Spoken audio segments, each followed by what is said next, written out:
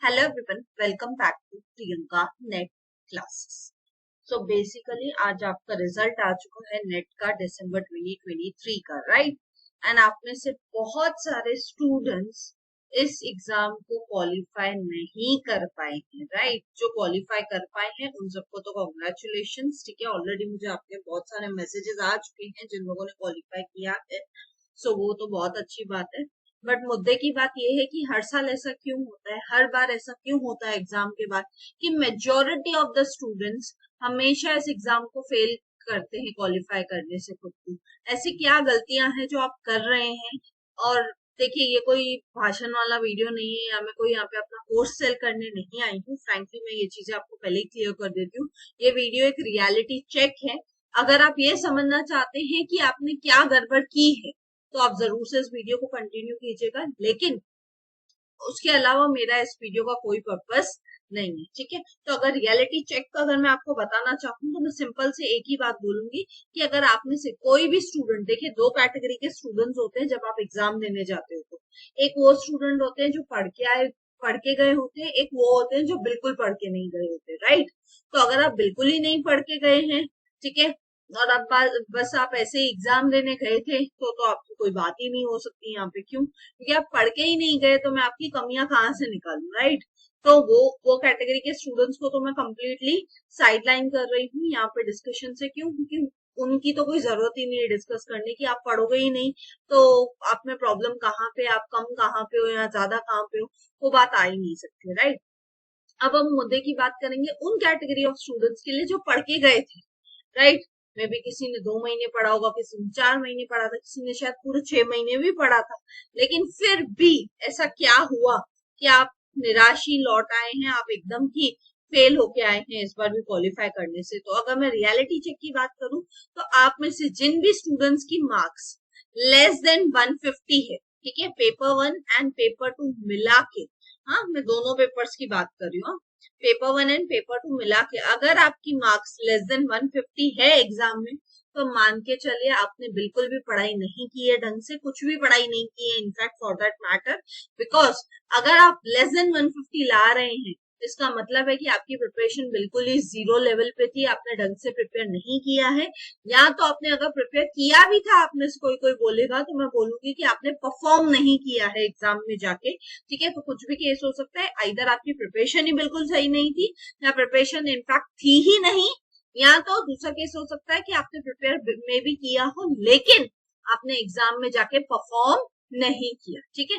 तो अगर तो आपने प्रिपेयर नहीं किया था तो लेस देन 150 आना तय था, ठीक है। जैसे आप में से बहुत सारे स्टूडेंट्स ने कम कम टाइम प्रिपेयर किया होगा, थोड़ा बहुत कुछ प्रिपेयर करके गए होंगे और लेस देन 150 लाए हैं, यानी आप मान के चलिए आप 50% भी नहीं लाए हैं एग्जाम में। तो आप कैसे उम्मीद कर सकते हैं कि आप नेशनल लेवल का एग्जाम, वो भी एक प्रोफेसर बनने के लिए आप क्वालिफाई कर पाएंगे, राइट।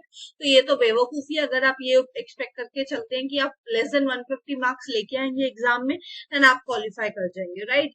तो ये प्लीज अपने बोलते हैं ना, ख्वाबों ख्यालों से निकालिए थिंकिंग को और रियलिटी में आइए। रियलिटी में ये बात समझिए कि अगर आप 150 भी स्कोर नहीं कर पाते, जो स्कोर करना बहुत ही इजी है। क्यों?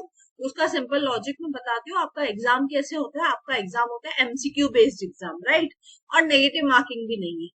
तो अगर आप सिर्फ तुक्के भी लगाते रहोगे ना, मतलब आपने सिर्फ बोलते हैं ना अपने 11 से लेके अपने मास्टर्स तक की पढ़ाई भी अगर आपने अच्छे से की होगी ना, तो भी मैं गारंटी से बोल सकती हूँ वो स्टूडेंट भी 150 मार्क्स तो आराम से लेके आ जाएगा। इतनी मार्क्स तो नॉर्मली भी पेपर 1 एंड पेपर 2 मिला के आ जाती है स्टूडेंट्स की, ठीक है। तो अगर आप उससे भी कम लेके आ रहे हैं, इसका मतलब क्या है? आपने बिल्कुल ही पढ़ाई नहीं की है, या आपने अगर पढ़ाई की थी, अगर आपने से कोई स्टूडेंट्स बोलेंगे तो मैं सिंपली यही उनको बोलूंगी कि आपने परफॉर्म नहीं किया है एग्जाम में जाके, आपने एग्जाम में अच्छे से परफॉर्म नहीं किया है, ठीक है। तो पहले तो ये कैटेगरी के स्टूडेंट्स आते हैं, फर्स्ट कैटेगरी के स्टूडेंट जिनकी लेस देन 150 मार्क्स है, ठीक है। अब आते हैं वो कैटेगरी के स्टूडेंट्स जिनकी ग्रेटर देन 180 मार्क्स, ठीक है। 170 180 ऐसे कुछ मार्क्स अगर आपकी हैं, ठीक है, तो आप मान के चलिए कि आपने प्रिपरेशन अच्छी खासी की थी, ठीक है। बस आपकी प्रिपरेशन में थोड़ी बहुत कमी रह गई होगी, इसलिए मे बी आप में से किसी किसी का नेट तो क्वालिफाई हो गया होगा, ठीक है, लेकिन जेआरएफ नहीं हुआ होगा, या कुछ भी केस हो सकता है डिपेंडिंग अपॉन कि आपकी कट ऑफ कैसे जाती है, राइट। बिकॉज हर टाइम कट ऑफ चेंज होती रहती है। लेकिन to be on a fair side मैं एक चीज बोल सकती हूँ कि अगर आपकी मार्क्स ग्रेटर देन 180 है तो यानी आप मान के चले कि आपने प्रिपेयर तो किया है, बस आपकी प्रिपरेशन में थोड़ी बहुत कमी रह गई है। आपको कम से कम क्या करना चाहिए था, 230 240 या 220 का टारगेट अचीव करना चाहिए था। तो उतनी थोड़ी बहुत कमी रह गई है जिसकी वजह से मे भी आपका शायद हो सकता है नेट क्वालिफाई हो जाए depending upon the cut off, लेकिन आपका जेआरएफ क्वालिफाई ना हुआ हो, राइट। तो कहीं ना कहीं क्या है, अगर आप 180 के पास पहुंच गए हैं, 180 से ज्यादा अगर आप मार्क्स लेके आए हैं, तो आप मान के चले कि आप ऑलमोस्ट पहुंच चुके हैं। बस आपको थोड़ी मेहनत और करनी है, एक्स्ट्रा एफर्ट्स डालने हैं थोड़े बहुत, ताकि आप क्या करें, 220 230 मार्क्स का टारगेट अचीव करें। ठीक है, तो ये मेरा कुछ एनालिसिस था आपके एग्जाम को लेके कि आप क्यों फेल हो रहे हैं बार बार। ठीक है, एंड मैं इन दो ही तरीकों से स्टूडेंट्स को फेल की कैटेगरी में मानती हूँ कि या तो आप लेस देन 150 वाले हैं या तो आप ग्रेटर देन 180 वाले। ठीक है, अगर आप में से बहुत सारे लोग जिनका नेट भी सिर्फ क्वालिफाई हुआ है, वो लोग भी मैं देख रही हूँ इतने खुश नहीं है। क्यों? क्योंकि उनको लगता है कि भाई हमारा जेआरएफ नहीं हुआ, राइट।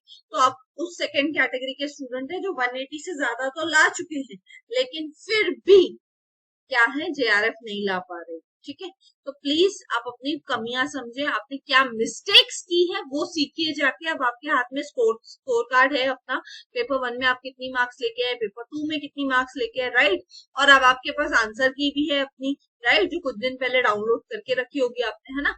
तो उसको देखिए, उसको एनालाइज कीजिए एंड चेक कीजिए कि आपने क्या गड़बड़ की है, क्या मिस्टेक की है, कहाँ पे आपकी कमी रह गई थी प्रिपरेशन में, कि आप जिसकी वजह से आपने नेट तो क्वालिफाई कर लिया लेकिन आप जेआरएफ नहीं कर पाए, या तो आप दोनों भी नहीं कर पाए। तो वो कमियां, वो खामियां समझिए, उन पे वर्क कीजिए अभी से ही, एंड अकॉर्डिंगली जून के एग्जाम के लिए प्रिपेयर होके जाइए। ठीक है, मैं एक चीज बहुत क्लियरली बोलती हूँ, अगर आप हवा में बैठे हैं कि बस हम तो जाएंगे और एग्जाम क्वालिफाई हो जाएगा, ऐसा नहीं होता है। नेशनल लेवल एग्जाम है, इतना इजी भी नहीं होता है। आपको प्रिपेयर करके जाना पड़ेगा, तभी ही आप इस एग्जाम को क्वालिफाई कर पाएंगे। विदाउट एनी प्रिपरेशन मेंटली आप इस एग्जाम को क्वालिफाई नहीं कर सकते।